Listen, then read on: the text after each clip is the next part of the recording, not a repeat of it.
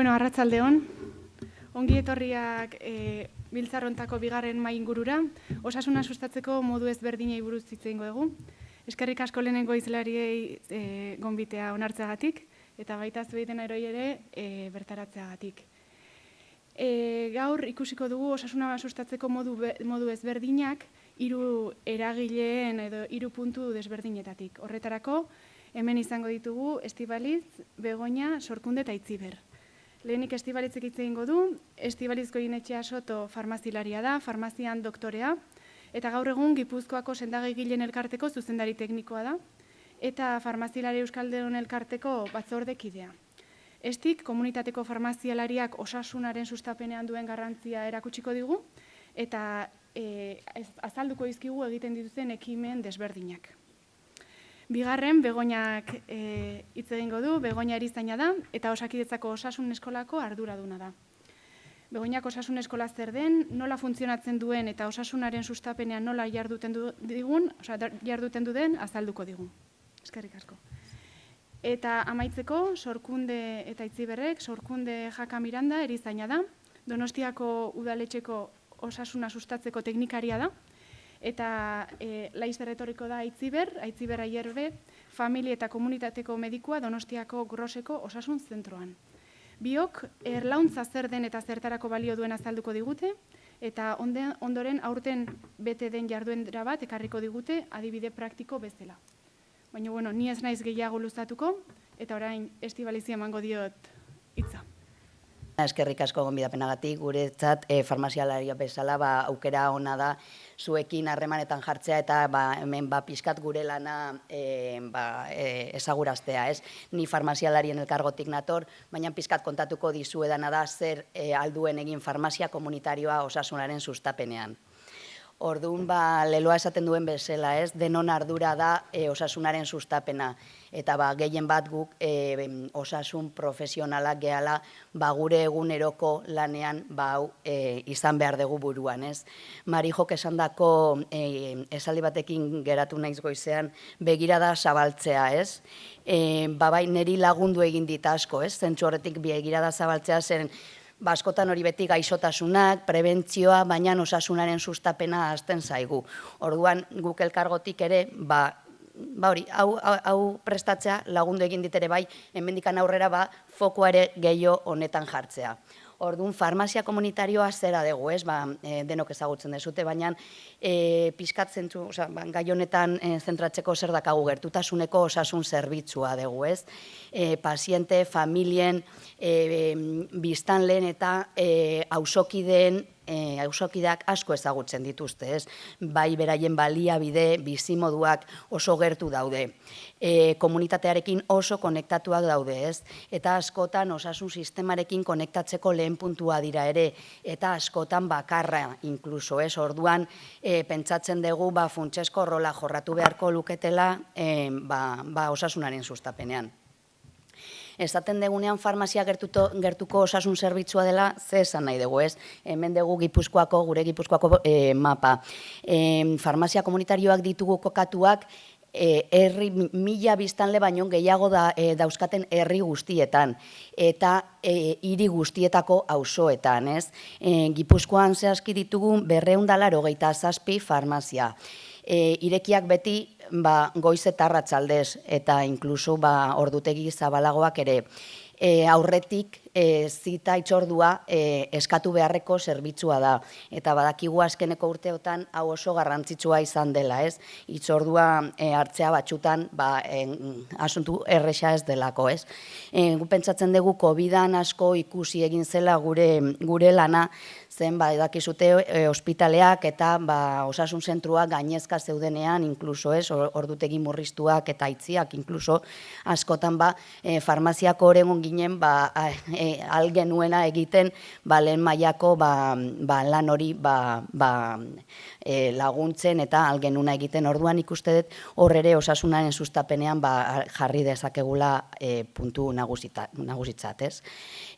Osasunaren mundu erakundeak sustatzen duen planaren helburuetan, 2019-2030 urte horietako helburuetan, ekintzak lau multzotan banatzen ditu. Ekintzan nazionalak, azpinazionalak, udalekoak edo tokikoak eta pertsonak, familiak eta komunitateak.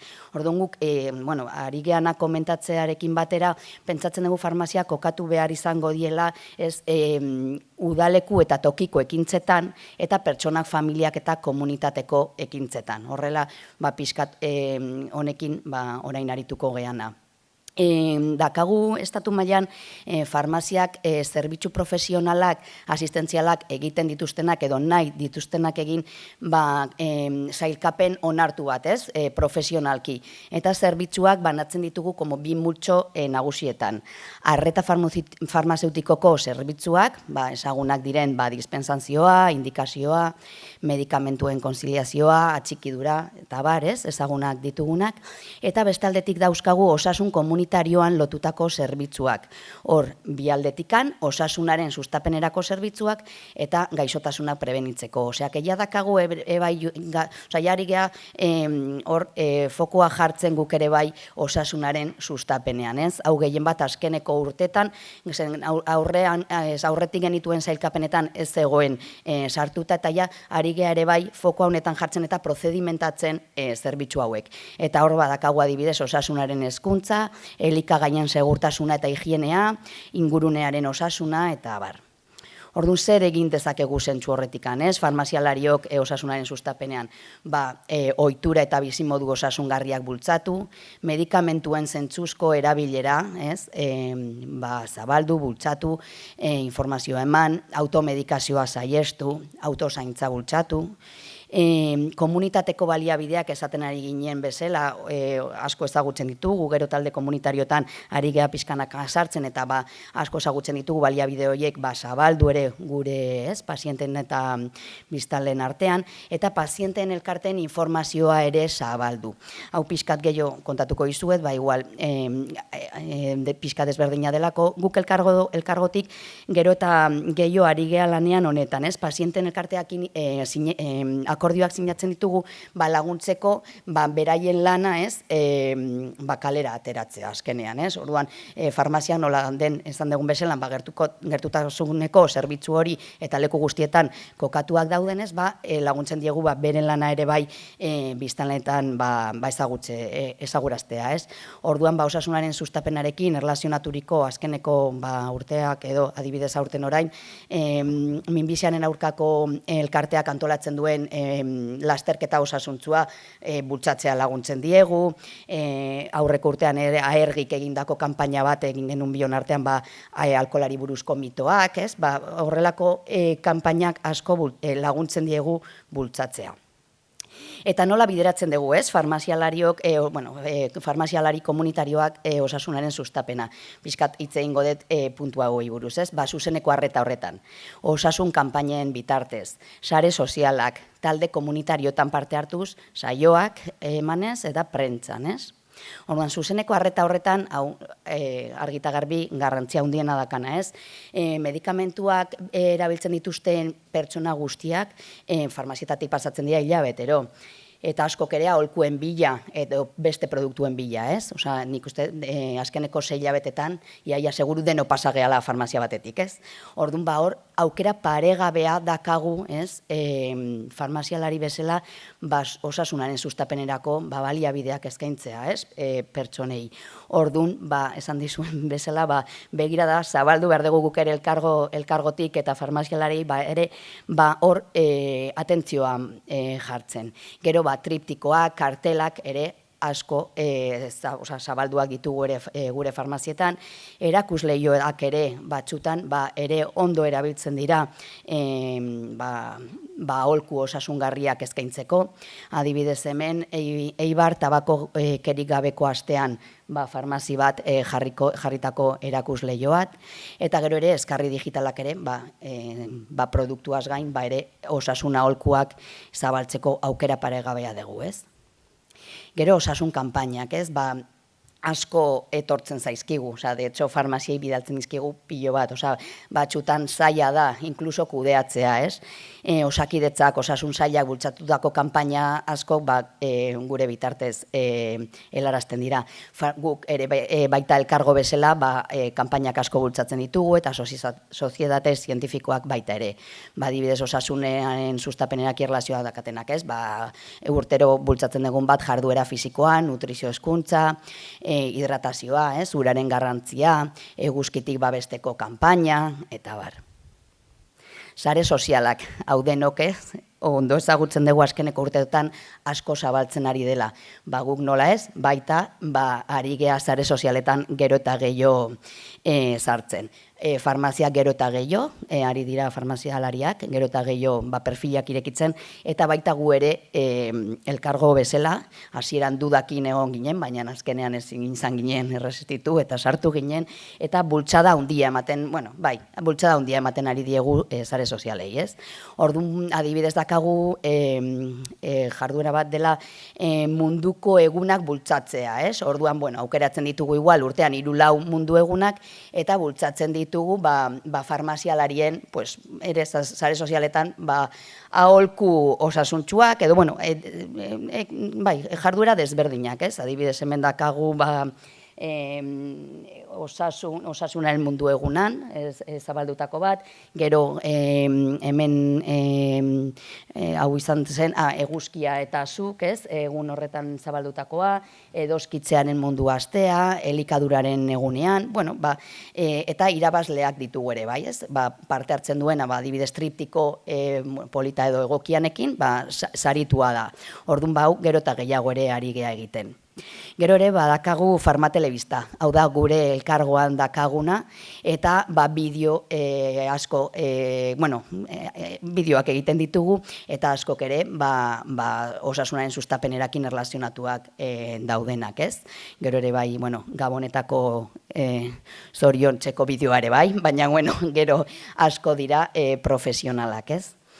Gero talde komunitariotan, hau gero eta gehiago ari gea parte hartzen azkeneko urteetan, adibidez Donostiako udaletxea sustatutako plan askotan, ezagutuko ezutea Donosti lagunkoia, baina 2010an sartu ginen gu farmazia komunitarioak, farmazia lagunkoiak nola izan behar ziren bultzatzea, ez?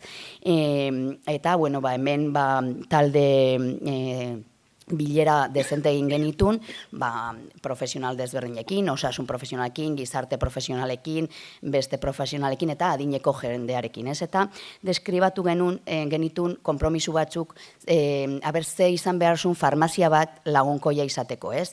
Eta konpromisu hauek, azkenean askok erlazionaturei daude osasunaren sustapenerakin, ez?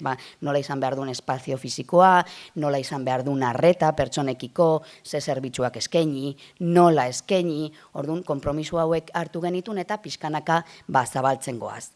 Honetan ez naiz gehiegi sartuko zeren sorkundek eta Itziberrek oso argi kontatuko digute erlauntza guretzat oso proiektu polita benetan.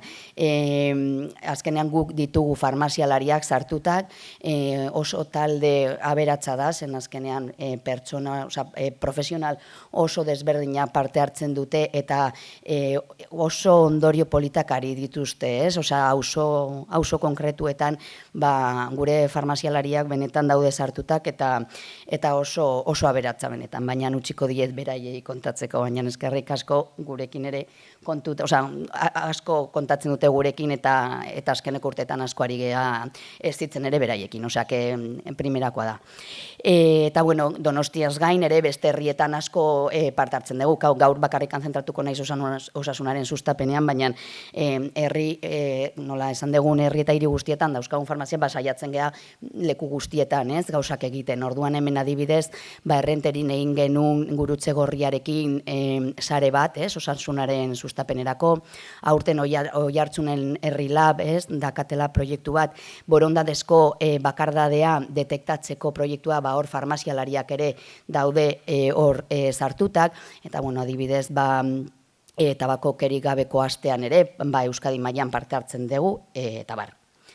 Eta gero badakizute ere Euskadi Lagunkoia datorrela azkeneko urteetan indarra hartzen proiektua, eta ja pandemia aurretik geunden Donosti Lagunkoian egin genuen farmazia lagunkoia hori zabaltzeko Euskadi maira, ez? Baina gelditu zen hortze zen, badakizute zer gertatu zen, 2008an, orduan orain ari gea berreskuratzen. Eta nahi dugu hori, zabaltzea Donostin egindakoa, esperientzia hori ja Euskadi mai guztira eta oso erlazionatu nik, azkenean farmazia lagunkoia asko hartzen du, ez? Baina osasunaren sustapen argi eta garbi izan behar du horren puntu bat, ez? Eta orain hasiko gea Laster ja piloto bat egiten 3 lurraldetan eta gu Aretxabaletan hasiko gea. Eta honen ondorioz ere, talde komunitarioetan parte hartuen ondorioz ere, asko ekarri digu farmazialariak saioetan parte hartzea, ez? Erlauntzaren bitartez adibidez, auzo askotan saioak ematen dituzte farmazialariek, ez? Adibidez, zaharretxeetan, ez? Higienea, elikadura, autozaintza, automedikazioa saihestea, ez? Horretan ari dira parte hartzen. Kulturetxeetan ere, ikastoletan ere parte hartu izan dugu, nire lankide bat, gosari osasuntsuak azaltzen ume batzuei ikastola batean, eta gero kongresu eta jaurdunaldietan ere, ez? Eta prentsan ere oso aktiboak gea, telebistan, irratian, egunkarian, normalean etortzen zaigu guri, dakagun igual farmazien kokapenagatik eta edo azkenean tokatzen zaigu asko, orduan hor, gai asko jorratzen dira, baina aldegunean eta hemendikan aurrera gehiago buruan izango dugu, osasunaren sustapena izango dugu, ez? Eta bukatzeko, bare beste ekimenak izan ditugu honekin erlazionaturik, ez? Jarri genuen duela 2 urte karpa bat Donostiako zentruan, farmazialarien lana ere aurkezteko eta baita higienea, elikadura osasuntzua, bizimodu osasuntzuak, automedikazioa saiestu eta esperientzia, zerbitzua genuelarik, ez? Eta gero ere ONG-ekin ere parte hartzen dugu, ez? Hemen behan farmazialari bat ONG batekin parte hartzen duela, eta hemen goian nire lankide guztiok, guk elkargokide langileok nola dakagu laborategi txikitxo bat produktu sanitarioak Ukrainiara bidaltzen. Eta honekin bukatzen dut, ez? Hori farmazialariok hor gaudela, medikamentuen adituak izan da, zuekin elkarlanean eta konfiantzazko profesional sanitario bat gehala eta elkarlanean aritzeko gogoz gaudela, eta argazki hauekin bukatzen den gure Gipuzkoako farmazialari batzuen argazkiekin, eta eskerrik asko benetan, eta hor dezuten ere kontaktua edo zein momentutan, hemendikan aurrera, zeo zer beharrean hortzen dagoela. Mila esker.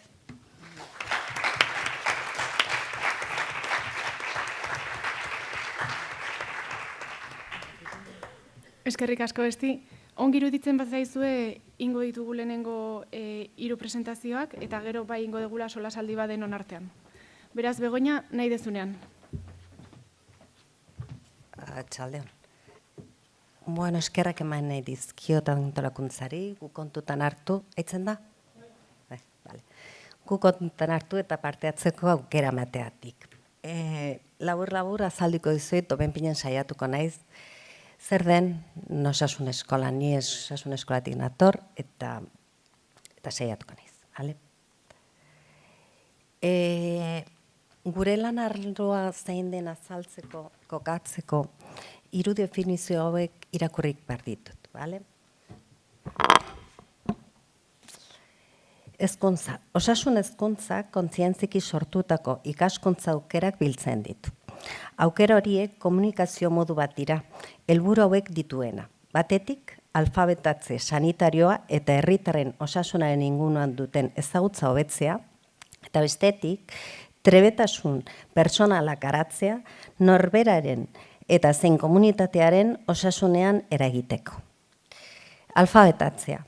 Konzeptuanek ezagutza, motivazioa eta gaitasuna bere ganatzea dakar. Helburua da, informazioa eskuratu, ulertu, baloratu eta aplikatu alizatea, irizpide jakin batzuei jarraituz erabakiak hartzeko, hain zuzen ere, osasuna zaintzeari, gaixotasunen prebentzioari eta egunerokotasunean osasuna sustatzeari buruzko erabakiak. eta hori esker bizitza osoan bizi kalitatea izateko eta sustatzeko. Eta azkeneko ahalduntzea, homek honela definitzen du pazientearen ahalduntzea. Prozesu bat da, ez da momentu bateko gauz bat, prozesu bat da, eta personek euren osasunari eragiten dieten erabakia eta ekintzeko gaineko kontrola handiagoa izan dezaten.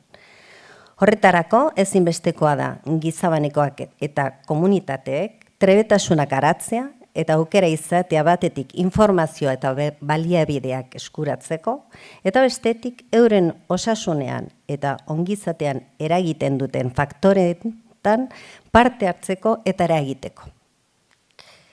Homekin segituz, jarraituz, osasunean alfabetatuta dauden gai dira, personek gai dira informazio sanitoria bilatua eta ebaluatzeko. Honako asmo hauek lortzeko.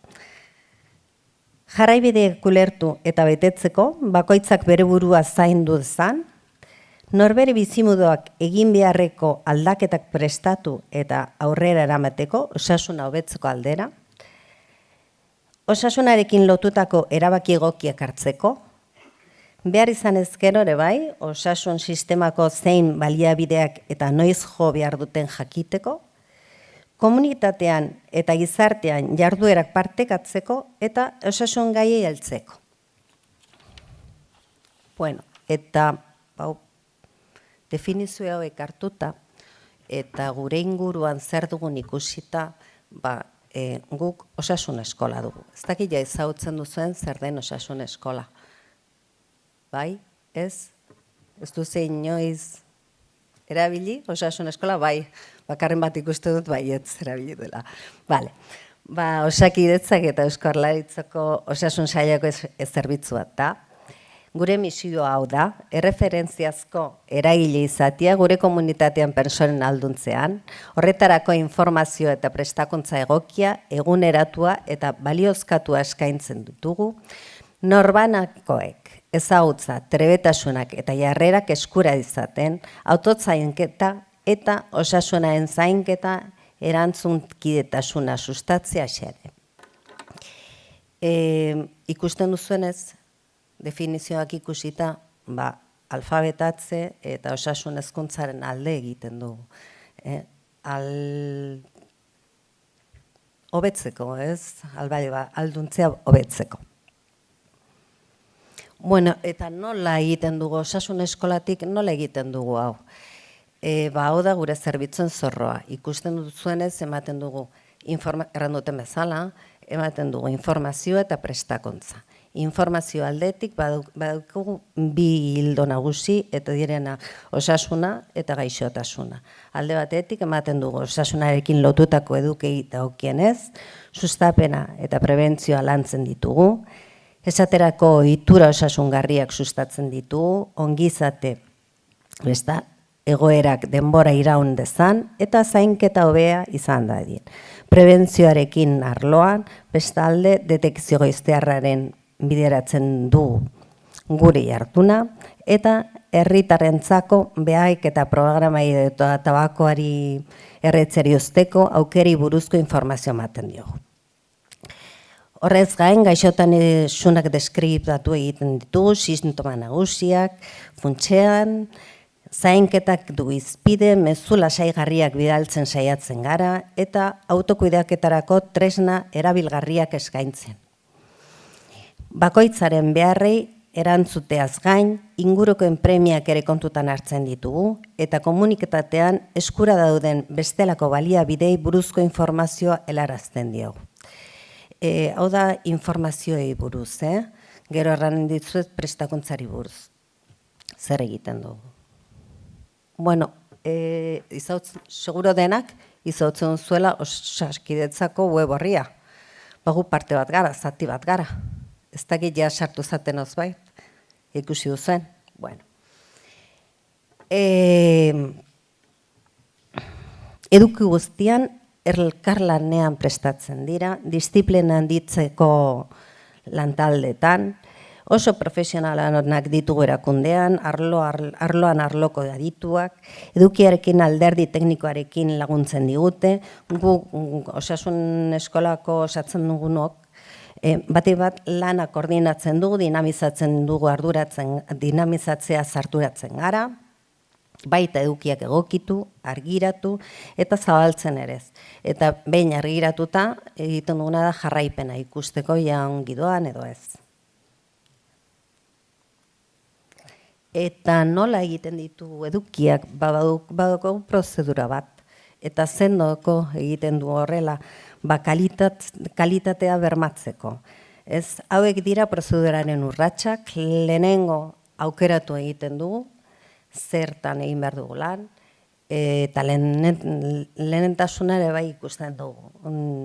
Irizpide hauek kontutan hartuta, gero lantaldea eratzen dugu, urrengo pausua da helburua eta norentzat izango den adostea, hau oso importantia da, guretzat. Honek irakusten digu bidea, gero, bale? Behin jakiten dugunean norentzat den eta zein den helburua, edukiaren helburua, hautatu eta garatzen dugu, eta gero denbora berean ikasi, formatu eta diseinua egiten dugu, eta ja behin taldeak, den adostun dugunean eta ja denak pentsatzen dutela ondo dagola, argiratu baino lehen egiten duguna da xede taldearekin kontrastatu.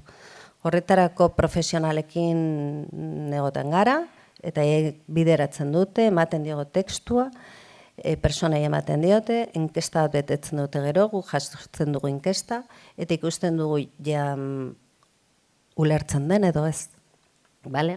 Behin bukatuta dagoenean, orduan argitaratu eta zabaltzen dugu.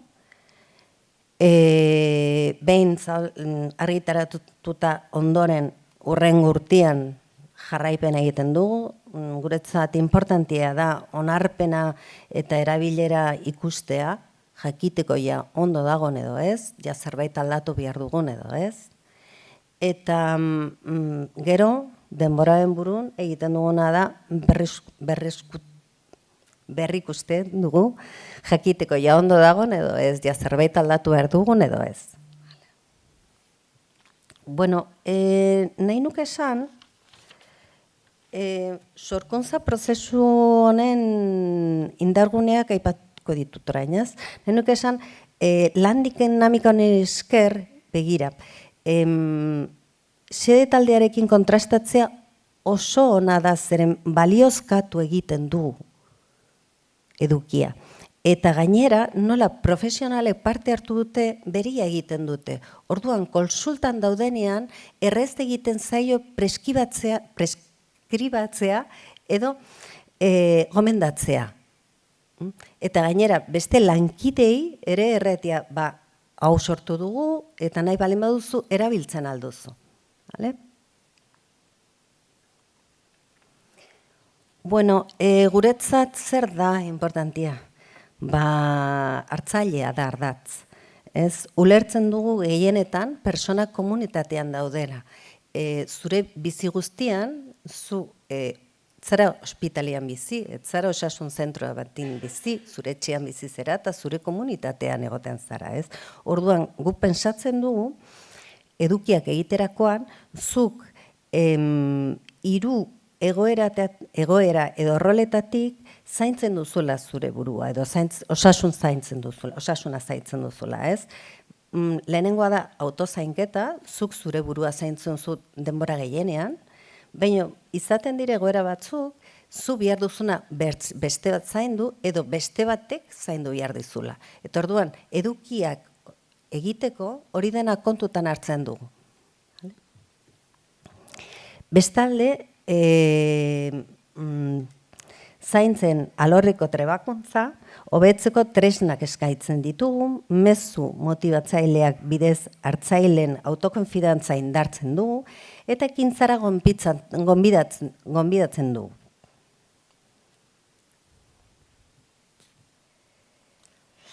Bueno, prestakuntzari buruz, nola errandut lehen, baginula informazioa eta prestakuntzari buruz, begira jendiak, webgunetik, izena ematen aldute paziente aktiboko, ez dakit izautzen duze paziente bizia? Bai? Bale. Paziente bizia programan tailerretan parte hartzeko izen ematen aldute, web horritik. Tabako erretzeari usteko ere bai, badire ikastaro batzuk, online egiten ditugunak, eta horre izena ematen aldute. Eta gero badaukagu beste programa bat, kronikon programa, ez dakit ezagutzen duzuen, bino eskura daude ere bai material didaktikoak. Hezkuntzako esku hartzea da, banakoa pluripatologian duten personek edo haien zaintzalentzat, eta hau erizainak ematen du, zure erizainak eskaintzen dizu eta ematen dizu. Eta hau dugu beste bat, beste ikastaro bat, hau guk ematen dugu, suizidioa prebenitzeko buruzko online ikastaro bat, ere koordinatzen dugu, hau da. Komunitateko eragilei zuzenduta dago, eta norbere ritmoan egitekoa da. Honako alor hauetan dihartzen profesionalen ez sanitaren eta sanitario klinikoen zuzenduta dago, hezkuntza, gizarte lana, polizia, farmazia, elkartetan, aritzen diren personentzat.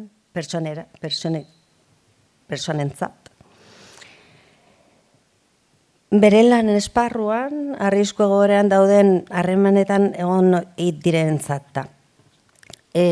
Oinarrizko ikastaro honen helburua tresnak ematea, arrisku egoeran dauden personak detektatzeko, lehen laguntza emateko eta baliabide espezializatuekin harremanetan jartzeko. Modulo teoriko bat dauke eta beste bat praktikoa 4 kasuekin. Hau jokabide suizidan adituen, Osakidetzako eta osasun publiko profesionalak egindakoa da, eta azterlan batez baliozkatu dugu, eta datorren astian, seguraskire, aterako da berriro. Joaz egondo ginen, eta ja datorren asteroko seguraskire hasiko gara berriro, bale? Bueno, eta ez dakit ja pentsatzen zuen gure edukiak ja ikusten diren edo ez. Ja gustatzen zaien egiten duguna edo ez. Bueno, pues, hauek dire jazko datuak, jaz 2000 bino bizitagaigo izan du genitun, hori duzu erabiltzaileak, eta batez besteko denbora webean, 5 minuto tardikoa izan zen, hauek ziren ikusitako 10 edukiak, gehien ikusitakoak, ikusten dituzuenez desberdinak dira. Ikusten da, geri da? Bale. Eta hori zen dena. Eskerrik asko.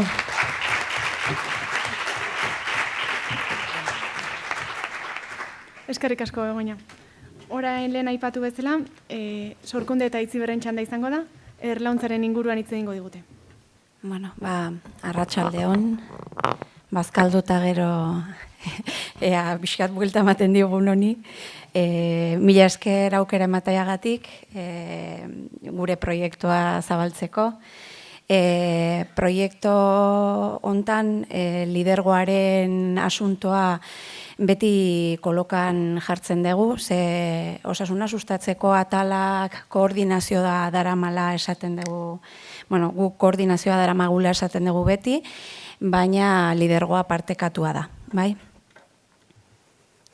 Erlauntza proiektua kokatzen hasi baino lehen, esplikatzen hasi baino lehen, guretzat iparrorratz diran 3 elementuetan, aipatu egingo ditut besterik gabe, determinatzaile sozialak eta auzoak, kokatzen gea hiri batean 180.000 pertsona inguru ditugula, gora eta bera, bai, haundia, udaletxea bera oso haundia da, langileak ez gea danak ezagutzen. Determinatzaile sozialak ez dira auzo guztietan era homogeneoan banatzen. Auzoak oso desberdinak dira eta hau oso ondo identifikatzen dute arreta zuzenean dauden pertsonek, profesionalek. Tokiko sareko lana, ze guretzat sarean lan egiteak ahalbidetzen digu erronka mankomunak identifikatzen eta erantzun kolektiboak eratzen. Eta ekintza komunitarioa, ze aurreko ikasturtean Foru Aldundiak martxan jarrizun ekintza komunitarioko marko bat eratzearen beharra, lanketa egin genuen Foru Aldundiak udaletxekin batera gintzun, politika publikoetarako. Orduan, lanketa hori etxera ekarri dugu eta udaletxean hortan gabiltza momentu honetan. Osasun publikoko langilea naiz, talbaitariz inguratuta nago, hemen ez dago ez da bat, baina gure izena nondik datorren kokatzen laguntzen digu, ze erleak intsektu sozialak dira, biodibertsitatea zaintzen dutenak, beraien funtzioa osasuna, basoen osasuna mantentzea eta berreskuratzea da, komunitateetan elkartzen diranak, eta kolonia mota aurreratuenetan bi ezaugarri dituzte. Zaintza kooperatiboa eta lanaren banaketa. Eta erlauntza, erleen komunitatea bizidan espazioa da. Eta zer da gure erlauntza? Gure erlauntza finean auzoetan pertsonaz pertsona lan egiten duten profesionalen topagune edo elkargune bat da. Gure erlazioa, gure harremana, konfidantzan oinarritzen da. Konfidantza handiko erlazioak sortzea da gure helburua. Eta proposamen partekatu badaukagu danok, ze auzoetan gauden profesional guztiek, auzo horretan bizidian pertsonen bizikalitatea sustatu, mantendu edo berreskuratu nahi dute. Erronka sozial berriei kolektiboki erantzuna ematea albidetzen digu, sarean lan egiteak, ekitatea eta inklusio soziala, kohesio soziala bultzatuz. Hau da gure ibilbidea, 2017an etorkizuna eraikizeko diru laguntza batekin sortutako proiektu bat da. Talde motorra sortu zen eta metodologia landu zuten, zerbitzu desberdinetako eta elkargo desberdinetako arduradunak bildu zian. 2018an lehenengo bi taldeak sortu zian. Bertan lankidea eta ni partaide bezala egon ginen. Gure saila ordun osatzen nahi ginen eta diru laguntza bukatu zenean piloto asko bezala pilotoa bukatzen zen. Proposamena iritsi zitzaigun eta gure departamentuak heldu zion erronkari. Urte horretan bertan beste bi erlauntza sortu genitun. 2019an ekialde barrutira jo genuen osasun indikadore kaskarrenak handaudelako, 20an pandemiak jo gintun danak, baina konfinatu baino lehenengo saio kolektiboa egin genuen, momentu hartan zeuden 6 taldeekin eta motorrarekin, hausnarketa kolektiboa egin genuen, 2021an erlauntza mara sortzen da, iaz Loyola Txomin Martutene eta aurten gelditzeko sentsazioa izan dugu eta berriro hausnarketa kolektibora orain dela hilabete bat egin dugu 8 taldeekin momentu honetan. Hau da gure mapa, mendebaldea bat falta zaigu, osasun indikadore hoberenak handaude, baina eremu zabala eta identitate eta nortasun desberdinetakoa. Añorga, Igeldo, Bentaberri, baina profesional askok zerbitzu ematen dute hor eremu guztian. Orduan nola banatu, lankarga, hortxe gaude. Talde motorra goian dituzuenak izan ziren hasiera batean proiektua sortu zanean egontzian arduradunak. Bekoak gure eskura pasazanean proiektua, begirada zabaltzea merezizula pentsatu genuen eta gazteria, kultura, partaidetza, herri partaidetza eta gure sailburua ere hortxe dago. Guretzat eje soziosanitarioa osasun zentroa eta gizarte zerbitzugunetik haratago joan behar da. Kultura ditugu plus 55 teknikariak, eskolak, eragile pila auzoetan, eta horiek ere badute erronka sozial berrietan ardura. Zeintzuk gaude erlauntzan, talde motorrak izendatzen ditu erreferentea, auzo batean irekitzen dagunean taldea beraiek esate dute zein izango da auzo horretako erreferentea, eta hori ikusten dituzuenak kulturetxeko arduraduna, osasun zentroko erreferentea, Donostia Kirolako gertutasun teknikaria, Eusko Jaurlaritzako osasuna sustatzeko teknikariak, Donostia Lagunkoiako hiriplanaren arduraduna. Baina auzoaren arabera taldeak malguak dira eta egokitu egin behar dira. Ze auzoetan beste batzuk daude.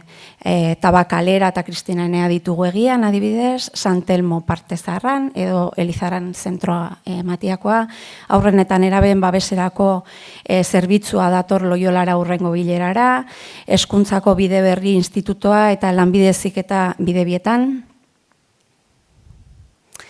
2 orduko bilerak dira 2 hilabetetik behin, eta aurretik ezarritako gai zerrenda bat daramagu.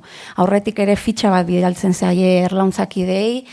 Fitxa honen helburua hausnartzea da, bileran zer partekatu nahi dugun lankideekin eta bilera pixkat ordenatzeko. Eta Driven daukagu karpeta partekatu bat, non gordetzen ditugun sortutako material guztiak, eta elkarlanerako euskarria bezala erabiltzen dugu. Proposamen partekatua badegu, bai, baina bakoitzak heldu behar dio bere espazio eta funtziotik. Bai, jendearen agendak oso kargatuta daude, beraz ezin du suposatu lan handia erlauntzak. Orduan, bakoitzak eduki behar du oso argi kirolatik baldin banator, nire helburuei kaso egin behar diet, eta proposamen partekatu horri aportatuko dio dala nire ikuspegitik. Saioetan aurreko 2 hilabetetan ze harremanak izan ditugun, hurrengoetan ze asmoak, ze erronkak identifikatzen ditugun auzoan partekatzen dira besteekin, eta elkarlanerako bideak sortzen baldin badira, esploratzen ditugu. Eta 5 bilera diren arren erlauntza kontinun bat da. Ze bileren artean lan egiten dugu ere. Adibidez, osasun zentroak eta farmazialariek grosen egin dute komunikaziorako lanketa erlauntzan maigaineratu zen, baina lanketa hori erlauntzeetatik kanpo, bileretatik kanpo eginda. Gero gurekin bileretan beti partekatu izan dituzte emaitzak, prozedurak, prozesua, horrela guk ez dugu galtzen ikuspegi orokorra. Bueno, nola egiten dugu, ez naiz asko luzatuko hontan, bakarrik aipatuko ditut batzuk, konfidantzan oinarritutako harremanak. Momentu hontan, farmazialari batek edo zer gauza detektatzen baldin badu, zuzenean gizarte langileari deitzen dio. Eta gizarte langileak egiten duena da, bere estrukturan, zabaldu edo gidatu edo arazoari bidea eman. Ez dugu itxoin behar hurrengo bileraraino, edo nik badakit Irunek hartatuko nahuela gizarte zerbitzuan, eta gero berak esango dit bere zerbitzuan nundik mugituko naizen. Auzoaren ikuspegi partekatua izaten saiatzen gea, gertatu izan zaigu bakoitzak heltzen dio hartatzen duen jendearen gatik. Osea, nik bakarrik ikusten baldin baditut kasu batzuk, iruditzen zait auzoa hori dala.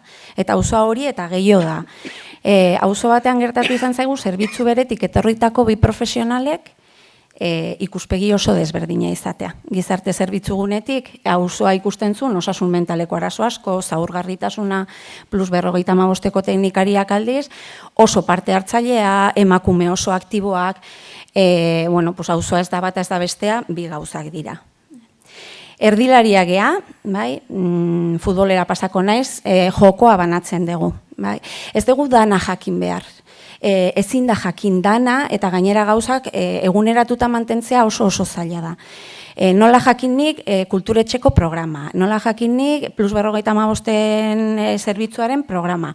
Baina ezagutzen ditut Nagore eta Jolanda adibidez, eta egiten duguna da, Aitziberrek osasun zentroan, identifikatzen duenean emakume bat belaunaren artrosia daukana, baina badakila alargun gelditu dana eta sarerik ez daukana, ez du deribatzen, lagundu egiten dio. Errezeta fisiko bat egiten dio, non jartzen duen parean dagoen kulturetxean, mostradorean Nagore aurkituko dezu ordutegi hauetan, eta berak esango dizu, ze paseoak, ze plus 55ek momentu hontan ezin dio erantzun eman paseoetara Aitziber burumak egur da bilela, eta hortik atera dira erlazio pila, eta ja gelditzen dira paseatzeko bakarrik, eta WhatsApp talde bat dakate kafi hartzeko. eta auzoko baliabideen instalazioak eta pertsonak ezagutzen ditugu, bilerak ez dira beti leku berean izaten, ekipamendu desberdinak ezagutzera juten gea, horrela baliabideak zeintzuk diran eta horien atzetik zelan talde dauden ezagutzeko aukera izaten dugu, eta bildu izan gea farmazietan, zerbitzugunetan, polikiroldegitan, osasun zentroetan. Jende aurrean kasu honak daudela ere aitortzen dugu, ze egiten ditugu gauzak ondo, danak. Beti kritikak eta hau ez du funtzionatzen. Egiten dira gauzak ondo. Eta mailaren bueltan, ze laguntza jaso dugun, edo ze ondo funtzionatzen duen programa bat kulturotxean edo, saiatzen gea bileretara eramaten. Hau da gure egitura auzoetan, erlauntza ez da basamortu batetara iristen, erlazioak badaude auzoetan, batzuetan kaskarragoak, aulagoak, indartsuagoak, guri dagokiguna da sare hori ehuntzea. Zergatik, sare ehunduago bat baldin badegu, auzo horretan bizi diren pertsonen sostengu egokiagoa bilakatzen dalako. Eta txirrikituetatik, sistemaren txirrikituetatik pertsonek ez digute hain erraz ihes egingo. Eta zertarako ze gaur egun ditugun erronka sozialak oso potoloak dira, eta bakoitzak beretik ezin dio bakarrik erantzun. Besteen beharra daukagu, erronka hauei erantzuna eman ahal izateko. Erantzuna hori tokian sortzen baldin bada partekatuagoa, jasangarriagoa eta sostengarriagoa eta gertuagokoa izango da. Nola neurtu kualitatiboa da ekintza bat, berari asko tresna badaukagu, 4 dimentsiotan banatuta, taldeek egiten dute elkarrizketarako tresna bada, jakiteko nun jarri behar dugun indarra, nun dauden zailtasunak eta aurrera pausoak eman ahal izateko. Eta erlategiak momentuz egin ditugula eta hausnarketa kolektiborako tresnak dirala. Hau izan zen lehenengoa, 2020an egindakoa, 54 pertsona bildu ginen Egiako kulturetxean, balioan jartzeko egindako bidea, zailtasunak identifikatzeko eta hurrengo pausoak zeintzuk ziren jakiteko.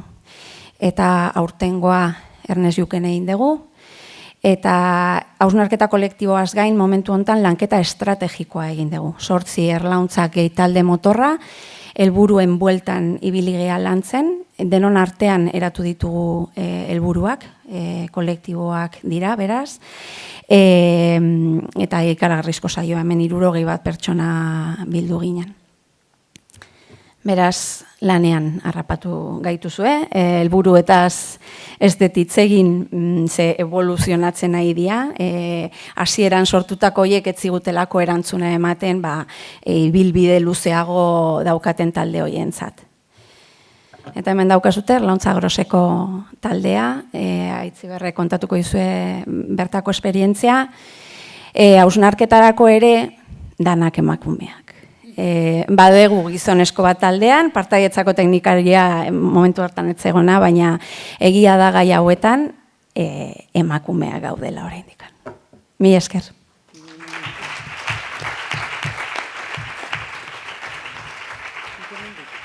Hortikan, pasatzeko hori da. Banaizunean Aitziber.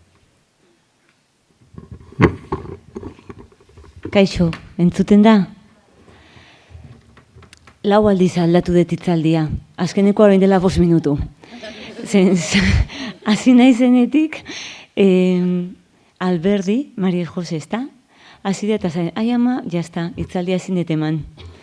Gero Aitor Alberdi, ere Alberdi, eta horrek ere ez dakiz esan dut, ai ama, ez daukat zer esaterik. Eta, hemen nago, eta, batez ere Sorkunderen hildoa jarraituko dut, eta agian azalduko dudana da, niretzako ze izan da, erlauntzan parte hartzearen onurak edo nire esperientzia. Zeren, hitz eginda jaso dudana, hemen bildu dana, hitz eginda eta ze galderak sortu dian izan da, baina nola gauzatzen da, nola osasunaren sustapena nola egiten dugu, nik zer egin dezaket hontan, ez da? Orduan, nire lekutik nik famili medikoa naiz, Groseko osasun zentroan nago, ez dakitakizuen ze osasun zentroa dan, nahiko handia, lehen arretan mailan 50 edo gehiago, langileak, eta urte hauetan izan da kaotikoa. Eta kaos horren barruan, beti ateatzen dira onurak, ezta? Edo ikasteko aukerak.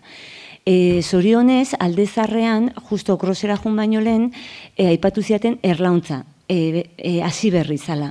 Eta 2 edo 3 bileretara joateko aukera izan nuen, eta hasieran zen mundu bat, esaten dut, ama, nik hemen zegitenet edo ze aportatu dezaket.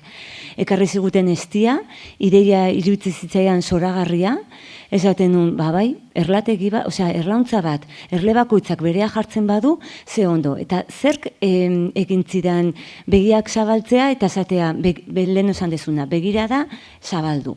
Zenik nire beharretan, nire egoismotik esaten nuen, nik ez dakit bizitza osoa lan egin dezakedan lehen arreta mailan eta horrela. Orduan, ni desesperatzen nahi naiz, orduan, nire desesperazio honetatik, zaten, nik beste zeo zer behar dut, beste ikuspegi bat, zeren arreta maila batetik, osea, individualki egiten deguna, nik ez dakit osasuna ematen dudan, edo kentzen dudan, nite dego pandemian, segiten eginan, edo osasuna eman, edo kendu. Orduan, nire planteamendu horretatik erlauntzara jotzen dut, eta ikusten dut, badaudela beste osasunera asko auzoan, ni bezala, bere behar bat dutela, osasuna beste modu batetara kudeatzeko, eta ikuspegi oso ezberdinak, eta gainera denak prest lan egiteko horretara, komunitateari emateko. Eta zaten, ze ondo, eta gainera ez nago bakarrik, eta gainera kanpora begira, hau da, ez da osasun zentroaren ardura bakarra, hauek ere komunitatean jartzen dute. Orduan, hortik gero plaza, ez neukan fijoa, eta orduan grosera. Eta grosen nire burua, Arboni ez igualizatzen dezute, beraz egon komunitarioaren referente bezala, eta Osakidetzan gertatzen da, sartzen zea berri, eta jartzen dizute, ez? Orain zu. Eta orduan referente komunitarioa. Eta ni pozik, oso pozik, zeren, sinisten dut, erlauntzean egongo naiz? Bai, orduan bai. Orduan, joan nintzen groseko erlauntzara, eta hor topatu nituen, beste langileak, ez? Eta horretan zeuden, farmazikoak, gizarte zerbitzua, plus 55, kulturetxekoak, kirolekoak, haurtxoko, gazteleku, horrela, partizipatzailea, teknikariak, eta denak ideiak, eta denak bere arazoak. Orduan, hor, benetan gauzatzen zan, teorikoki hitz egiten zan hori, behar dela osasuna beste modu batetara kudeatu, edo komunitario ekintzak egin behar direla, eta zeren eren egon gune komunitarioan, Osi Donostialdea sortzen edan gauza bat. Horrek pentsarazi zian ez esaten nun. Ni bezala, jende guztiai da pentsatzen, gaur egun ematen diogun erantzuna gizarteari, osasun mailan, ez dela nahikoa edo erronka berri bat daukagula, ez? Eta orduan hasi da hitz egiten, ekintza komunitarioana. Eta orain arte, arrotza egiten zan kontzeptu hori lehen arreta mailan sartzen ari dela. Eta gaina udaletxeak ere bai, eta gaina farmazia komunitarioak. Eta gaina, orduan zaten, denak elkarrekin sortu dezakegu. Area jun, eta gune komunitarioan dela zala, ez dakit, Flores eta ez dakit, hitz egiten zan, teorikoki, galduta guztiz, zeren beste hizkuntza bazan, zan estrategiak, politika, eta ez dakit zertan, baina hori zer egiten dugu guk, hor. Orduan, honea jetxi, eta norbaitek maigarria eratzen zuen arazo bat. Eta beste batek beste arazoa. Eta zate zenun, nik hortan, zerbait egin dezaket, bai edo ez. Eta nik ere maigaineratzen duen beste arazo bat. Eta gaina, ideia batekin jute eman nintzen, esan beharrean, zuzoratuta zaude, egingo dugu, tani. Bai, egingo da. Eta orduan, erlauntzak ekarri zian, erle bakoitza, prest zegoela niri laguntzeko, nire zailtasunetan, eta ni proposatutako proiektuetan. Eta besteak ere bai, botatzen zituztenean, nik gogotxu nengoen, nik hemen parte hartu dezaket, eta hau eman dizaioket. Eta horrela, komunitate baten partaide eta gaina osasuna sustatzeko, benetan baliagarria ikusten duen nire lana kontsultatik kanpo. Eta hori izan da niretzako erlauntza. Orduan, hemen ekarri ditut bazekintzak egin ditugu azken 3 urte hauetan erlauntzari esker grosen, ezta? Eta labur bildu zen, beak hainbat aipatu ditu, farmaziak daude, eta lehendabizia ziginan farmazia gizarte zerbitzuak, ez? Eta orduan, medikazioarekin, lehen arreta mailan zaudetenak lanean, badakizute ze zaila dan medikazioak kudeatzea pazientekin. ze hartzen, etortzen da horrialdearekin, eta esaten dizu, baina hau hartzen dizu, hau ez dizu, hau 3 aldiz hartzen zu, hau eta hau berdina dira, orduan, folloi bat medikazioarekin eta kronikoak, eta laguntzaileak ez bain badituzte, eta orduan, nola egin gu 3 artean, behintzat, ziurtasunerako paziente bat, adibidez, farmaziak idazten zian, eta zan, ezu, berritu jozu hau, baina uste burua juten izaiola, bez? Orduan, egin dugu lotura bat, sare bat, edo nola kudeatu, arazo bat abalteko agunean, edo norbaitek detektatzen badu, ez dagoela medikamendua ondo hartzen, nola jakinaraziko edo medikuari edo erizainari, berak zerbait egiteko, eta orduan hori bete alizateko. Eta orduan hor, hildo bat sortu zen. Eta hortikan, gero, partizipatze ebarekin, Eba Salaberriari etortzen zen da honela, ere, behar badago, heriotzaz hitz egiteko, eta zahartzaroa nola iritsi ondo nagoenetik nola erabaki, voluntades anticipadas, eta orduan hasi ginen, horren inguruan, bagian, poblazioarekin konpartitu behar dugu hau, eta hausnarketarako bide bat sortu behar dugu. Eta orduan hori ere, hortikan sortu zen, ez? Deslinkakeriak eta. Markatu da dokumentu bat, medidas voluntarias de apoyo, eta hori grosen ere landu genuen, pixkat bizitzan zehar, porque testamento vital ematen du heriotzaren inguruko laguntza, ez? Baina zaurgarritasuna urte askotan daukagu, eta dokumentu horiek emate dizute laguntzeko familiarrei edo senidei edo zu laguntzeko aukera, eta zenbait erabaki hartu behar diralako bizitza luze hontan horren inguruan. Izan erresidentziara jun nahi dut, zein kontrolatuko ditu nire xoxak, eta holako erabakiak. Gero ere, justo eutanasiaren inguruan atea zan legea, eta orduan hori ere maigaineratu genuen, da, holako gauzak, gero.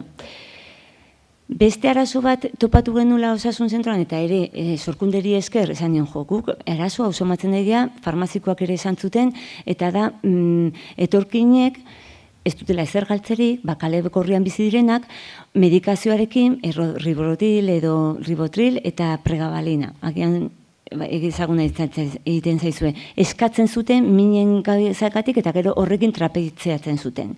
Eta orduan, eskaera osasun zentrora etortzen zirenean, gatazka asko sortzen zuen osasun zentroan eta baita farmazitan eta agresibidade asko.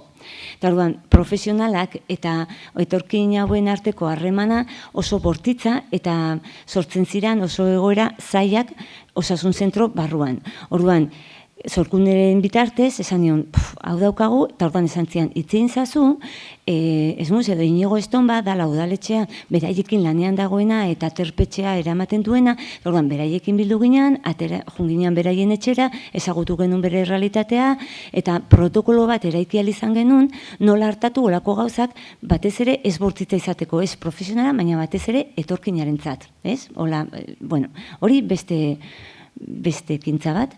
Gero ere bai, Nagore aipatu du, plus 55, Nagore, guri, nahi oso baliagarra izan zait, ez diot esaten plus 55, ez esaten diot, bida, atera hemendik, ikusten duzu lehiotik, hor, Nagore dago, esan jozu, aitziberrek bidatzen zaitula, eta azaldu jozu hori, edo alarguna gelditu dalako, edo semea ezakit, edo aurtxokora, etorkinak diren emakumeak, juntzaitez, eta esango izuta, esaten dio, zer balia beditun auzoak. Orduan, da, konfiantza asko harremanak beak esan duna, eta denen artean, ni badakit nola bideratu, zeren badakiz eskutara doan, eta gaina feedbacka jasoko dut. Ez, da, gero zuk aipatu dezu, osasun eskolan orain, suizidioaren inguruan, eta adibidez, hori ez, plus 55 planteatu zuen, eta Aitorrek aipatu du, Hernanikoak, justo, Hernanikoak bota dute, emakumeak batez ere, zaintzara bere bizitza osoa dedikatua izan dana, batean gelditzen dira bakardade batean, eta ez dakitela zer egin. Eta orduan, plus 55 esan zigun, nik topatzen nahi solako emakumeak eskaintzen diet, baina ez dute biziposarik. Eta gaina, bildututa gaude, zeren etorri zitzeran emakumea goizean semearekin eta arratzaldean buruaz beste entzun, ez? Orduan, nola guk poblazioan barne, edo kulturetxean egonda, edo ilapaindegian egonda, edo ze herramienta ditugu hori ikusten baldin badet edo somatzen badet, zer egin dezaket. Osea, zer egin badio garrantzia eta nora bideratu dezaket. Orduan, ni jarren nintzen arkaitzi dala osasun mentaleko buruarekin, eta izu, arazo hau modatu da, bestela zuen gana bidaliko nun, hori, arkaitzi eta zen, arkaitz hau, eta badakizu, eta orduan eman dit, Andrea Gabilandoren beste zerbait, eta orduan elkartuko dira, eta kurtsoak edo formakuntza. Eta gero, ni ez neon, baina badirudi trajektoria asko daukala hori da. Osasun Agrosen ikusten dezutena hor, da osasun astea. Eta orduan, urtero egiten da osasun astea Grosen, eta kulturetxean. Beste gauza sartu zeburuan, aipatuko ezen garrantzitsu hori zait. Honek esan du kultura hori, gizarte sozialetik kanpora. Orduan, kulturaren garrantzia osasunean, eta zuk ere aipatu dezu, Marijo Alberdi, nola ikusten den osasun zaiak egiten duna, osasunaren sustapena zaia vertikalki. Bueno, hola ulertu dut. Vertikalki. Izan beharrean transversala, eremu guztietan egon barko lukela sartuta, ez? Orduan, osasunaren kontzeptua, baldin badaukagu bizipoza edo zerk ematen didaneri bizitzako, ez? Bizipoza batekin. Ondo eza hori ekititeko edo, baina horrek ematen didan, ez da osasun etxea, osasun zentroa edo ez da ospitala, justo alderantziz. Orduan, dago kulturak ematen du osasun asko. Musikak, arteak, zinema, hori ez, auzoak, ilapaindiegiko neskak osasun asko. Ez dakize banku groseko Katalunia plazan osasun asko. Orduan, guk ikusten genuen osasuna ikuspegi profesionaletik gauza badala, baina ez genekin oso ondo, zertzan osasuna poblazioarentzat. Orduan, osasun astea aurten, urte asko dara mazki, baina errauntzan sartutan nagoenetik esan, niri etzako da osasuna gauza bat, baina poblazioarentzako zer da. Eta orduan, hortikan sortu dira osasun astearen gai ezberdinak, eta aurtengo izan da osasuna betaurreko sozialekin. Eta orduan, hor hartatu ditugu, lehendabizi, zer dan osasuna, eta horri erantzun bat eman nahia, hausnarketa bat provokatzea, poblazioak pentsatu dezan zer dan osasuna, konpartitu osasun profesionalekin, zintzu dira auzoko osasun eragileak, eta orduan hor egin genuen, eta hor ikusten dituzuenak badaude aurralde, dago biltzen, daude dopa, daude bagera, daude ondarpe, guzti horiek dira, Grosen dauden osasun eragile ezberdinak. Denak bakoitzak bere modura ematen duena. Nik hauekin kontaktuan jartzean, ikusten dut ze baliagarriak diren guretzako, osasun zentro bezala, gure pazientetzako ez gaude bakarrik. Eta hauek ze eman dizaioketen poblazioari ezagutaraztea. Orduan, hor ikusi dugu ere bai, ze ezagutza falta degun. Osea, auzoak zema gauza zituen, eta guk ezagutu gabe. Osea, ez genuen ezautzen orduan, bat ideitu eta zati, zergatik ez dizu deitzen guainotekoari osasun mentalarako zehar dela. Eta honek, zergatik ez dizu deitzen, orduan, aztezea, eta zatezu, ama, txampiñoia bezala. Osea, daude osasun eragile asko, entzuten zait? Bai, osasun eragile asko, eta orduan, denak elkartu genitun, eta olera eman genion osasun aste hauntako sarrera, hauekin eman genien, bakoitza aurkeztu zen, eta zantzun, zertarako segun prest, zer egiten dute, eta auzoari ze eman dizaioketen. Eta gero, hartatu zian gaiak izan ziren, zuk hasi zian, zaten, zeintzu dira determinatzaile sozialak edo ze baldintzatzen dute, genero soiak baldintzatzen du, emakume izateak, etorkine izatea, nivel sozioekonomikoa, ikasketak, asezibilidadea, osasun sistemaren zakoak hori ez, hola, dena, baina, eta orduan, horiek ekarri genitu, baina modu ez teoriko profesionala, la salud, eta teorikoa baizik, eta modu poetiko batean, kulturarekin zer ikusia, hau da, transversalki, orduan etorri izan, Andrés Arraren manifestua idatzi zuen liburuaren poetiza, irakaslea dela EHUn, gero etorri zan Jon Maia, etorkinaren inguruan hitz egitea, eta ikuspegia poblazioak nola ikusten duen, eta nola sortatzen dituen beraiek nola ikusten duten zer dan osasuna sustatzea. Eta azken egunean, ariketa izan zen, dinamika bat, poblazio berak esaten zuela, galdera batzuk egin zitzaien, ezta? Zuretzako zer da osasuna? Eta orduan, dinamika batean, munduko kafea ditzen zaio, eta orduan, txoko ezberdinetan, eta orduan, idatzi behar dute, bereintzako zer da osasuna. Eta gero esaten zitzaien ere bai, groseko zerk ematen dizu osasuna zure auzoan, zer kentzen dizu osasuna zure auzoan, eta zer gustatuko litzaizuke ematea.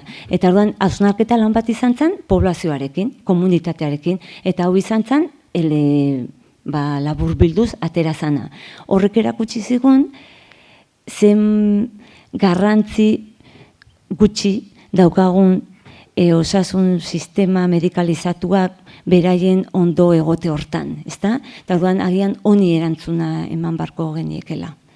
Eta bukatzeko nire lana, hauei esker egin dezakedana, baina ni orain sentitzen naiz, honek esan dit gaur, kontzeptu bat, itzitsusia dela, baina esan beharrekoa igual, baina liderazgo suizida, edo horako zerbait. Eta orduan, niri orain tokatzen zaidana, osasun zentroan da, niri orain aurralde ezagutzen dudanez, orduan, esaten diate aurraldekoek direla, etorkin emakumeak eta aurrekin hartatzen duen talde bat. Orduan esaten, gu behar dugu, ez dute hezkuntza asko, gauza bat da informatzea eta beste gauza batzu da formatzea. Ez dute hezkuntza asko eta gustatuko litzaiguke gure amei eta kurso bat ematea. Orduan, emaginak eta pediatrak hartzen ditut eta jartzen ditut aurralderekin. Eta oain ingo dituzte ez dakize ekintza. Gero, beste batek esaten dit, nik neko nuke farmaziekin hauekin, eta orduan, elkartzen ditut, eta tak, eta gero, bakoitzak hartzen du bere bidea. Eta ni bitartekaritza, horrela, hori. Eta orduan, hori da, sareak sortzea, komunitatean lan egitea. Horretara, eta arrauntza da, hori, sare bat, erletxoak jaio eta egitea, ez? Edo, hori, listo. Mila esker.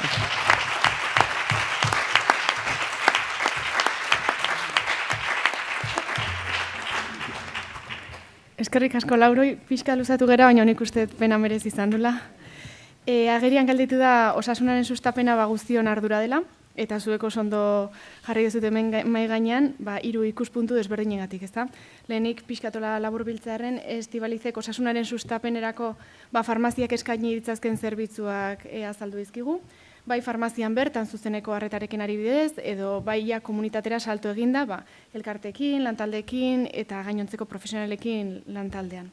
Ondoren, salto bat egin dugu Begoñaren eskutik, eta osasun eskola komunitateko pertsonen ahalduntzeko egiten duen lana ekarri digu gaurkoan, bai osasunari buruzko eta bai gaixotasunari buruzko informazioa partekatuz, eta prestakuntza eskainiz. Eta azkenik, nik uste egiten baldin baditugu arlo desberdinak hartu, profesional desberdinak hartu eta auzora eraman, erlauntza daukagula. Eta Aitziber eta Sorkundek primeran azaldu digute. Erlauntza ze foro den, ez? Determinatzaile sozialak eta auzoa, ekintza komunitarioa eta tokiko sareko lana hildo izanik, gaur Aitziberrek ekarri digu nola teorikotasun hori guztia nola eraman dezagun praktikara. Orduan, orain ongi badirotzu emango diogu bertaratu den jendeari aukera galdetako, orduan zuetako norbait animatzen baldin bada, mesez eskatuko genizuke adierazteko, nor den esateko eta galdera zeini bideratu nahi dioz duten.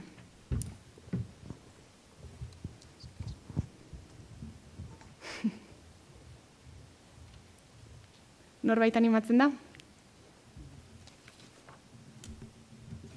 Bestela ni hasiko naiz eta gero ja animatzen zoazten jenean abisatu. Goiz-goizetik nik uste da makigula esanez, osasuna sarrera hitzaldian aipatu den bezala, osasuna eremu askotan aurkitzen degula, ez? Orduan, depende zein pertsonari galdetzen diogun, eta azkenengo adibidean argi gelditu da, osasuna zer den desberdin definituko ligukela pertsona bakoitzak. Baina bai, gauza bat, berdina esan dut dela leku guztietan, ez? Inplikatutako guztien koordinazioa eskatzen duela.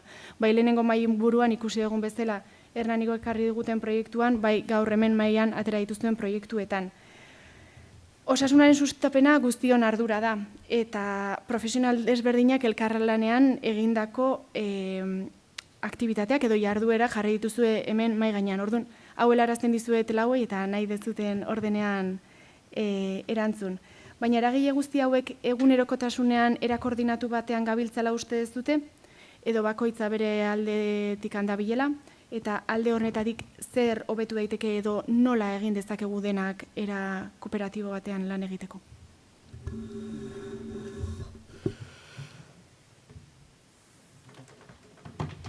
Bueno, gure kasuan bai, erantzuna bai, baina lana erakundei dagokiela uste dut. Etxera begiratuko dut, baina agendetan hau ez baldin badago, konpromesu pertsonalean oinarrituta baldin badago, guzti hau erori egingo da. Niri eskatzen baldin bazaizkit 6 lan gehi erlauntza eta erlauntza da utzi dezakedana, pues erlauntza utziko dut. Nire agendan erlauntzara jun behar baldin badet, baina juten naizenean ausente del centro de trabajo jartzen baldin badu, nahi jungo.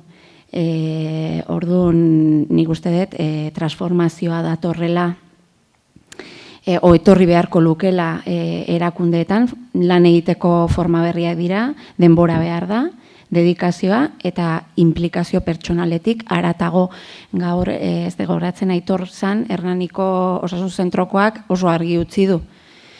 Nire joapak balioesten ez baldin badit hemen pasatako denbora ez nintzake jungo. Orduan, Aitor desagertzen baldin bada, proiektua erortzen da. Orduan, konpromesu pertsonaletik haratago. Erakundeen implikazioa behar da eta eraldatu egin behar dira lan egiteko formetan. Ni guztiz ados, sorkundeek esaten duenarekin, eta gehien bat, puntu bat gehiago gehitzeko ez nik uste dut gainera erakundeok ez, askotan paperean bai jartzen dugu, ez?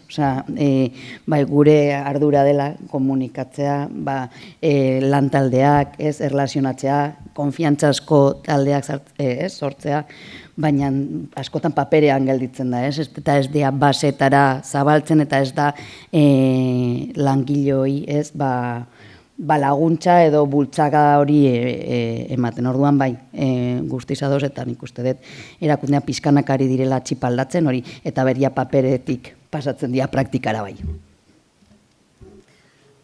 Baka, etzen zen?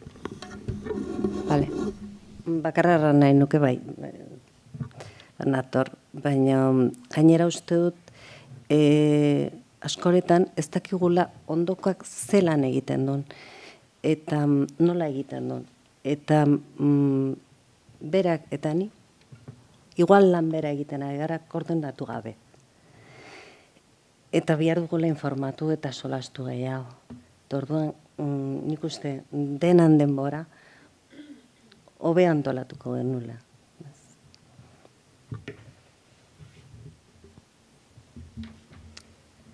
Ezberdin ulertu dut galdera, ze galdetu dezu? A ber. Bueno, nik erantzunak perfecto, baina nik esan egizuna da, hori, zuek ekarritu zuen proiektuak elkarlanak daude, baina egunerokotasunean proiektu hauetatik kanpo elkarlanean egiten degulan? Ez. Eta zer egin dezakegu hori hobetzeko? Norberak gutxi, norberak, gutxi. Saiakerak bai eta berandu iritsi naiz justo horren bilera bat genuelako. Oraino Donostialdeak nahi duelako hori bultzatu, ezta? Eta ezagutzatu. Orduan gaur egon da bilera bat eta elkartu gaituzte Donostialdeako osasun zentroko erreferente komunitario guztiak sortu bardala eta bildu gaituzte eta zanez, hauxe. Ez dugu ezer ezagutzen beste osasun zentrotan egiten dana. Ez dugu ezagutzen zeintzu dira osasun eragileak. Orduan, beraiek ere, behintzat orain zuzendaritza berriak edola, saiakera bat egiten ari da, gure artean behintzat ezagutu, lehendabizi ezagutu, eta zer egin dezakegun elkarlanean. Baina banaka ezin dugu. Nik kostatzen zait, nire erizainarekin, eta munduko bena da, baina berak dauka bere konsulta eta bere agendak, eta oso itxiak, eta nik ere dauka nire konsulta eta nire agenda, eta oso itxia. Eta horrek estrategikoki edo nola dagoen egituratua oso zaila da, zareak edo berak esan duena lortze, edo elkarbana taldean, lantaldean lan egitea. Nola dagoen egituratua. Zuk esan dezun iniziatiba hori agian izan daiteke egokia, ez? Eta balio bat emateko, Begoñak esan duela, azkenean badakigu zertan ari dian lanean gainontzekoa, eta ez dugu lana duplikatzen, edo eraiek egindakoa implantatu dezakegu. Bai. Norbait gehiago animatzen da?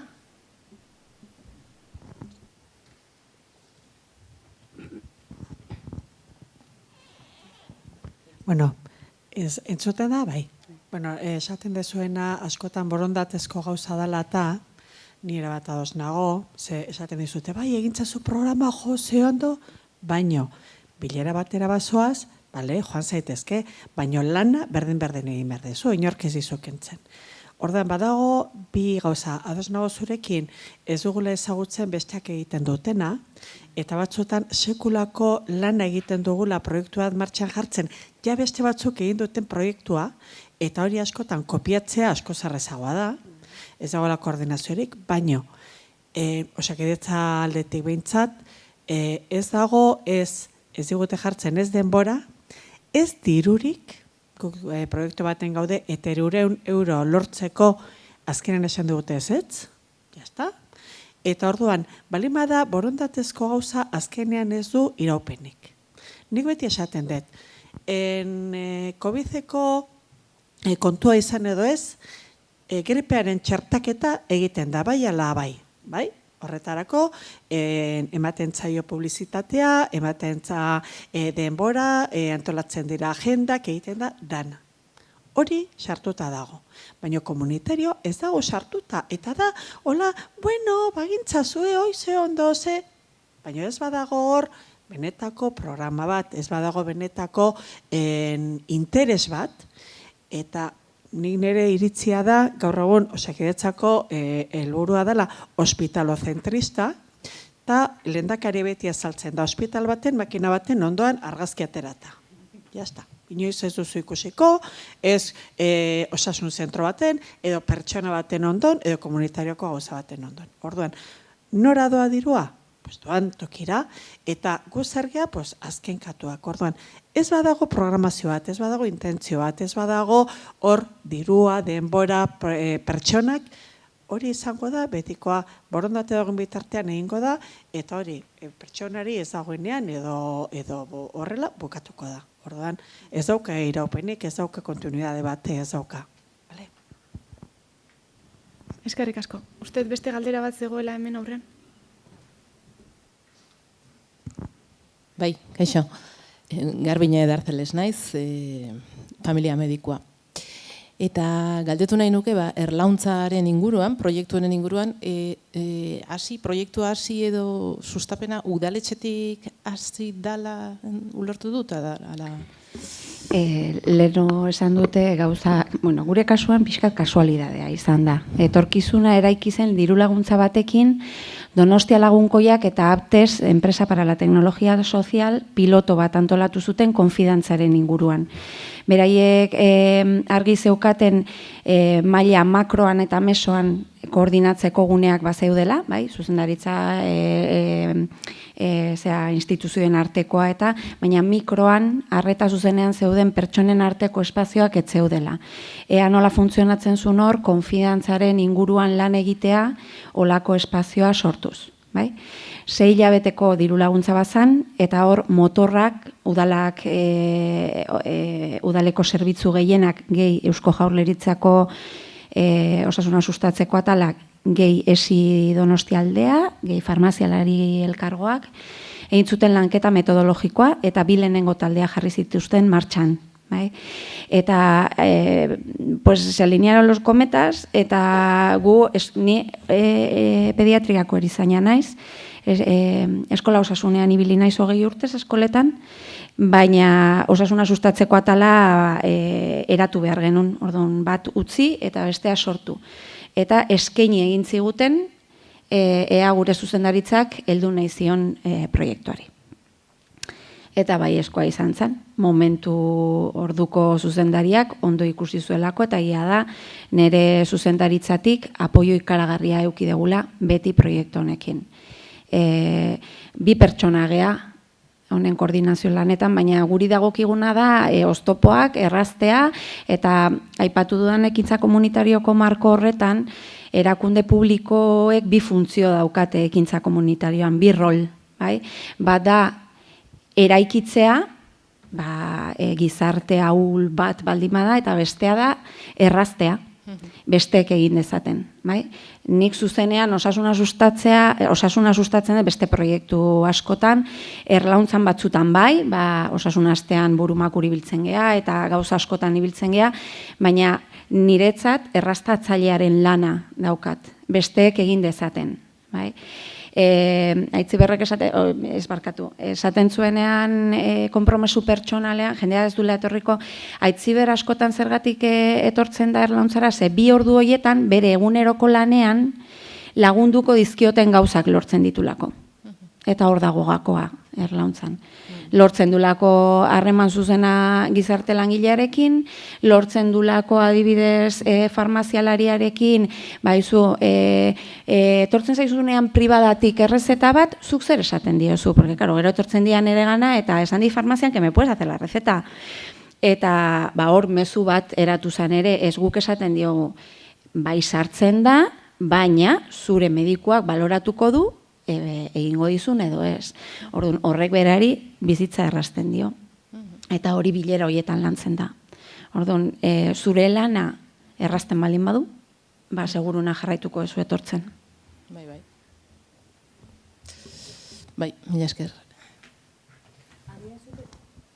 Agian zuk esaten du, nik nahi dut montatu berdina Irunen, nola egin dezaket, ez? Hortan nahi zinean? Bai, ez da? Bale, eskatu. Bai, agian hitzein dezakezu udaletxeakin, benetan, saiatu. Bueno, nire aldetik metodologia gakoak eta partekatzeko, prest hortan ez daukagu inolako arazorik. Guk ez daukagu aurrekonturik, diru laguntza gure soldata, 2 pertsona gaude honen bueltan, bai? Eta erlategi saioak edo behar diranean, baina esan nahi dut guk ez ditugu horregatik esaten un lidergoa partekatua dela, eta horrek ere askoz gutxigo nekatzen du, ze batzutan berak hartzen du lidergoa, beste batzutan kulturetxekoak eta beste batzutan gizarte langileak.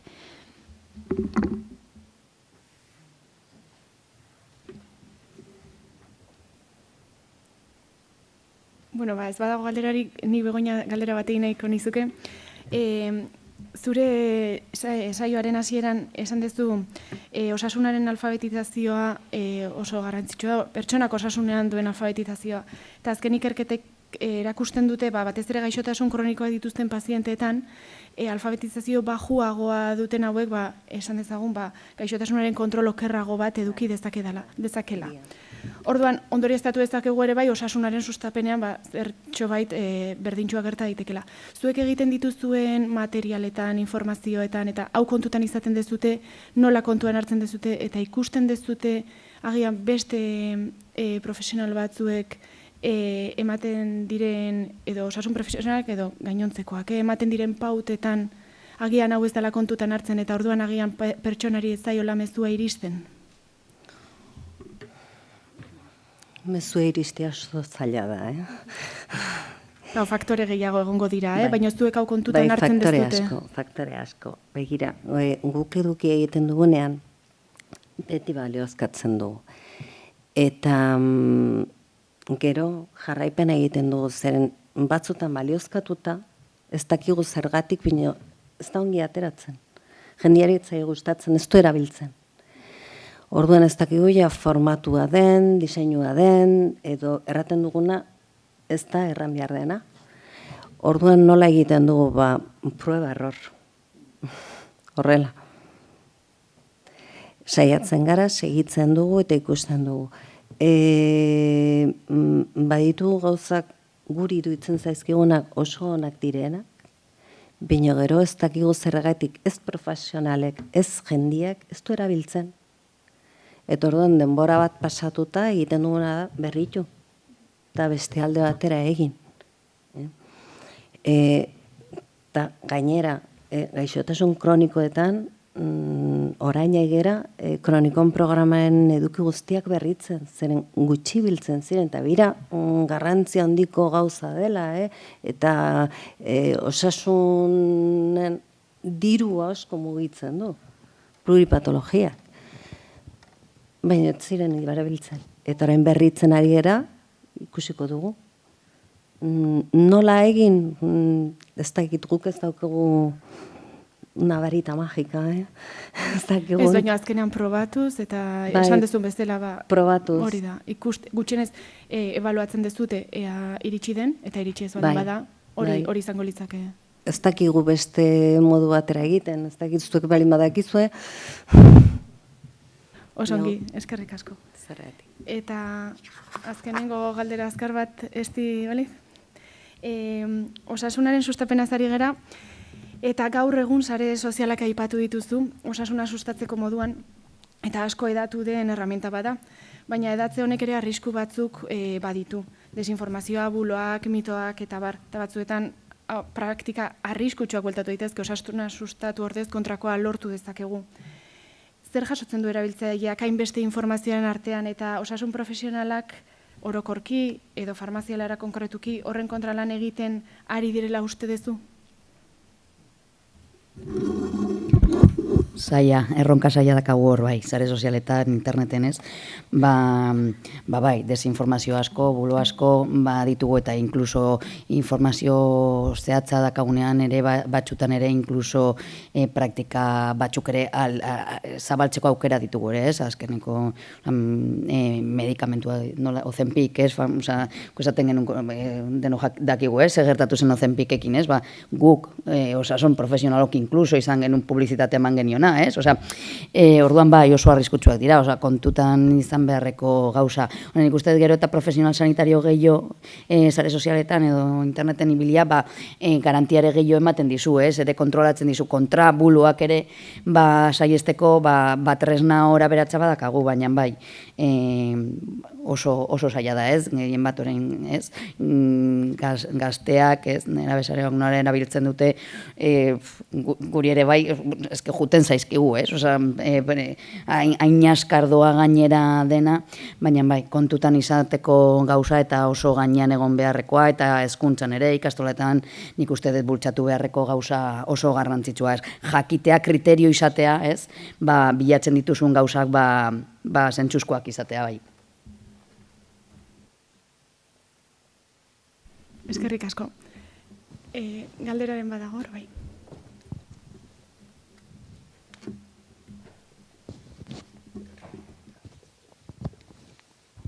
Beste galdera bat ere dago hor, baina niri ez da galdera bat, zen zoriontzeko mailan parte hartu dezuenei, eta gaur sentitzen naiz hemen nire lan orduetan egotea zuen entzuten pertsona privilegiatu bat bezala, eta naiz eta gainera ezagutzen dituen dinamika desberdinak, nire lanean tokatu zaidalako ezagutzea, hemen entzuteak sortu dit itxaropenerako eta lanean jarraitzeko gogoa, ez? Beti gaudela entzuten kexa eta ezin dugu ez dago denborarik, baina ikusita hala ere zuek gai izan zaretela gauza hobek egiteko Hernanin baita ere eta emaitzak lortzen ari dira, zoriondu eta eskerrak eman itxaropena sortu dira zutelako. Eskerrik asko.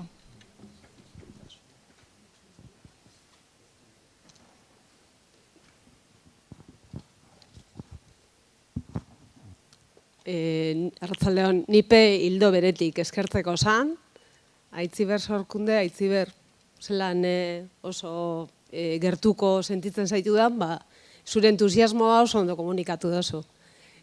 Eta galdera bat, hor erlauntza saretuta dauen 8 edo ez dakizen bat auzunetako hoietan, zenbatetan parte hartzen dau osasunetxetako sanitarioak, zenbatetan, daretan? Bai. Bai, esiko Oso erreferente zorionak. soziosanitarioa dago motorrean, eta berak izendatzen ditu. Hor, dugu arazo bat sartu irtenak, zuen zea horretan, baina esan behar dugu etortzen dan bakoitza beti heltzen diola, beti konbentzituak iristen zaizkigu guri, eta egia da heltzen diotela gogotsu.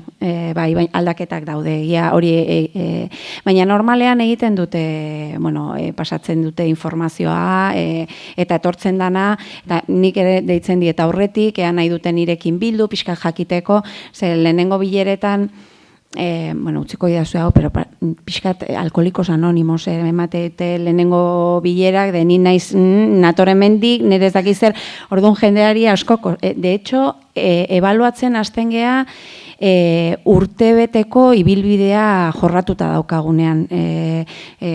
Dinamikan sartzea eta Aitziber beste batetik zetorrelako Aitziber, baina kosta egiten da ikustea, jendea ezagutzea eta azkenean konfiantzazko harreman horiek nolabait sustatu eta indartu.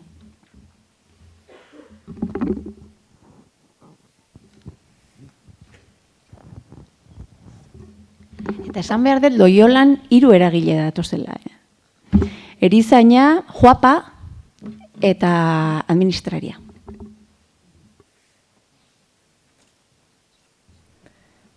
Eskerrik asko. Ez baldin badago beste galderarik, gaurko bigarren mai inguru hau bukatzuta emango dugu. Eskerrak eman bai zelari guztiei eta baita gerturatu zareten hoi. Eta bai gogorarazi nahi dizuegu bihar goizean hemen izan ordez Elbira Zipitria edifizioan izango dela. Eskerrik asko eta bihar arte.